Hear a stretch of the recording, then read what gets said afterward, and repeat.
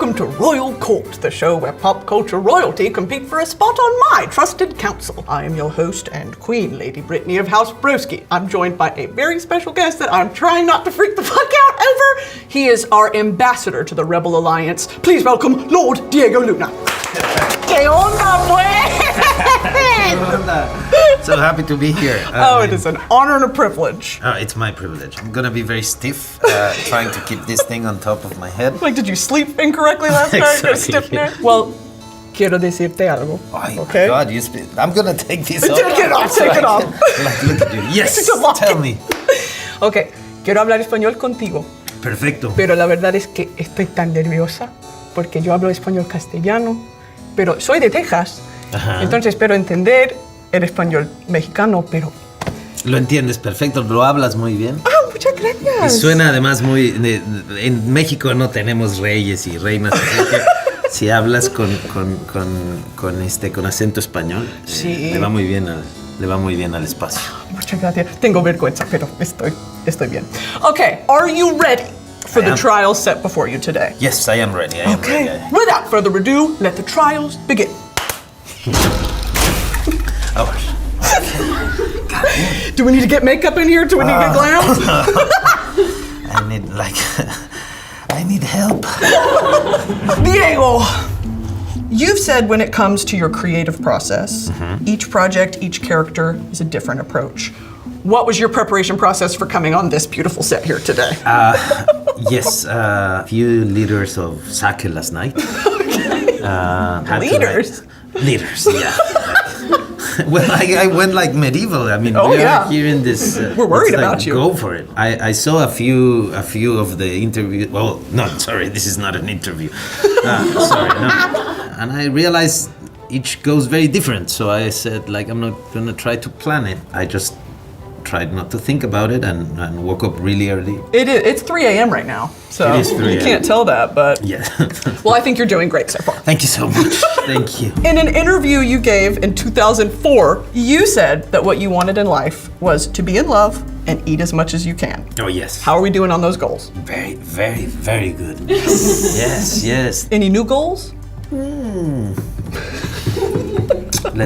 Yes, eat as much as I want, but I also have now to start to pay attention to health. Cholesterol gets you. I want to be around to witness my kids actually do the same. And in fact, if I can, sharing it with them. Yeah. The food, the love, I'll let them have it themselves. You're sharing the sake with them. Yeah, the sake and the food and the sake. Now why are we talking about sake? I'm such an idiot. I should have said tequila. What is a piece of Star Wars technology you wish existed in our real life? I can go first if you need me to. You know what? Definitely the droids. The droids are such great companions. You can reprogram them if there's something you don't like. You cannot do that to your friends or family. Imagine like a Christmas where you can actually program the conversation so it doesn't go wrong when they start to drink too much. Droids, definitely. I agree. I would cool. think mouse droids, right? They clean the floor. Maybe it's just a Roomba. Maybe I just need a Roomba. I think you need a Roomba, and then and you know what? The other thing that is really cool is the wardrobe. The technology for things just to fall and unfold, and you don't see people changing in Star Wars. You just see them wearing it. It's true. Is it Velcro? I can't tell you. I mean, that's why it's not in the Movie films magic. because it's not for you to know. But in that galaxy, the idea is that things just. Of course. They just, when they touch, they stay. It's I not love it. Velcro. What do you mean, Velcro? You have some crazy thoughts on the texture of Jabba the Hutt. I said that once. I gotta be careful. I just want to know what do you liken it to? Like, what do you think it feels like? Well, I mean, I was just curious. I was just saying, like, I would like to yeah. I mean, if I knew it was gonna happen, what happened, I would have changed my answer. You say you want to touch Jabba the Hutt one time? I wasn't that interested in doing it. It just came out as an answer in one interview, and then it haunted me for 10 years. No, I am okay not touching Jabba. Okay. I'm fine. I agree. It's a great character though to be the number one fan of. You know what I mean? Well, no one says that. That's the thing. It's like I was looking for something to say that not to fall into the typical answer. Of course. But I think I went too far. Now, I need to know Yeah. what in your career has impressed your teenage children the most? What do they think is really cool that Dad has done? I'm still looking for the answer. They Not don't impressed see- yet? No, not at all. My daughter fell asleep when Rogue One started, like after 10 minutes of Rogue One. She was, 6 years old, and she fell asleep. And then she got really mad at me for the ending of Rogue One. She was like, what is this about? No, but she was like watching it. I remember, I'm sorry, I'm saying too many stories about my daughter, but no, I'm apologizing to my daughter, not to you. Sorry to his daughter. I mean, I guess, you know what, the Book of Life. The Book of Life worked when it came out for them. Okay, we got one. If you ask them now, they'll say, no, that's not a good film. They'll come around. It's that teen angst right now. They're like, my dad sucks, even though he's awesome. My dad sucks, yeah. That's probably what they think every morning. But Diego, you passed. No, thank you. Well, Diego, you did such a great job in the interrogation. Are you Thank you very hungry? I'm worried. What should I answer? I guess, yes, I'm very hungry. I'm so very. happy to hear that. Squires! Now, what do you know about chicharrones? Well, there's different kind of chicharrones, but it's like the skin of pork, fried. And the point was, I guess, to use all you can of the pork, you know. This is not pork skin. Now it's done with Plastic. probably Pretty plastic. much. Yeah. Can you tell me what this is? Because it's shit. very nostalgic. I'll tell you, this is called gansito. And this is basically, there's a scene in Y Tu Mamá También where I had the great idea of eating one of these. And Alfonso, the director, had us do like 16 takes. You know, I needed a bucket, to keep going. I also decided, it'll be really cool if in the scene you see me eating the whole thing, if I actually finish it. Because in film, that people, like when they're eating, they give a bite and it lasts like for a minute, but they don't eat it. And there is a reason for that. And I didn't know the reason. You learned. So, oh God, it was painful. Now, we have to wash this down with a drink as well. Squires! Oh, jarritos. Tamarindo is the right, you chose the right flavor. Yes. Tamarindo is the way to go. Salud. Salud. Oh, yeah. Yes. I'm gonna have a chicharrón. Cheers. Cheers. Okay, you host a lot of parties? I like hosting parties. Do you have any tips? What makes a great host? Or a bad host? What makes a bad host? The one that, is already drinking when he's receiving the first guest, because, like, oh shit, he's not gonna be there at the end of the party. Right. So I guess a good host serves everyone a glass of wine or whatever you're offering first. I think, candles. I'm always like, I want the house to smell good. I want you to feel like it's warm and welcome. But I cook and the house always smells good, Period. Yes. Exactly. So you're suggesting parties start at night? That's why you light candles? Because I like them during the day. Honestly, like when it's a winter sort of thing and you want it to, like a pumpkin candle and... Pumpkin candles. Pumpkin That's candles! not my type of... Maybe that's my culture. Yeah. You can invite me to one of those parties and I might change my mind. You'll be For leaving now, early. I'm not gonna light pumpkin candles. It's like, we're not 14 anymore. Come on. The world of Andor is there is so much detail in these shows and the movies. Is there a specific detail, other than the clothing, because I know you've talked about that recently, that you really hope viewers pick up on or that you find really interesting? Yeah, if we talk about Andor specifically, we took a lot of time into finding out a way to invite you to witness something that looks familiar to you. Yeah. The episodes that released recently, you have cooking, for example, or having dinner at home, and all those little details that make a moment realistic. They happen there. It's just that not the way you would do them. There's this galaxy far, far away way of doing things. Characters are always doing something of an everyday life that makes the approach kind of like you're sneaking into someone else's reality, you know. You don't arrive to the moments where they're just talking to each other and it's daily life as well. And this is not just something we actors come up with. It's like it's a teamwork, you know. You need like the production design gives you the ideas, you know. The sets of Andor are very interesting. You arrive and if there's a drawer, you open it and there's something there, you know. You find your way through the scenes, understanding what the logic of the actual action you're doing in the moment is, you know? Everything has a purpose, a meaning. Every possible logic about the practical life, you know, of these characters. It's cool because you are witnessing the life of regular people, you know, in this show.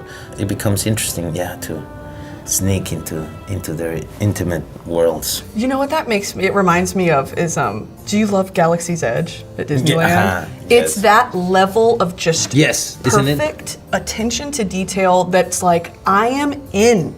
I'm on Batuu. I want to know, how often are you going to Disneyland? Not often enough. No, it's just not near my house. You know? I think I'm going now in a week or two, and I love it. What's your favorite ride? If you tell me where it is, I can tell you the name. I'm a Disney adult. It's embarrassing.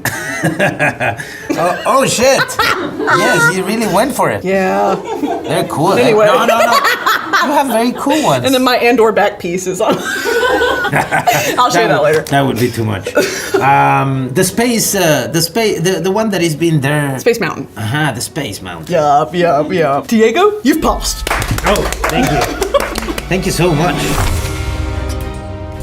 Okay, Diego, you've done amazing so far. Yes. Here's my question for you. What is it about acting that, like, from the beginning, it's like, that is it for me? The answer is going to be specific to obviously, to my journey. And I started acting when I was very young, very young.